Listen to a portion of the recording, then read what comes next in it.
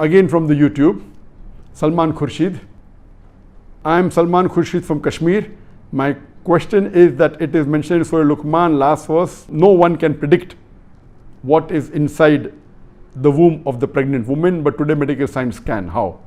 So isn't it contradicting with science? The question poses there the verse in the Quran in Surah Luqman chapter number 31, the last verse, that Allah says that the knowledge of the hour is only with Allah subhanahu wa ta'ala, and only Allah knows when and where it will rain, and what will a person earn, and what is in the womb of the mother. So one of the things that only Allah knows is mentioned in the Quran is what is in the womb of the mother. But unfortunately, some of the translations, especially Urdu translations, they have translated it as only Allah knows what is the sex of the child in the mother's womb, which is not a part of the Quran.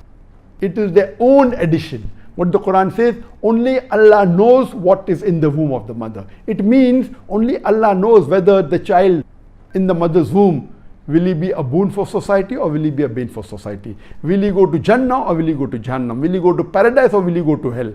Will he be beneficial for the parents or will he not be beneficial? This with all the medical equipment in the world. No doctor can tell you when the child in the mother's womb, will he go to heaven or hell? Will he be beneficial for the ummah or not? Will it be benefit for the mother or not?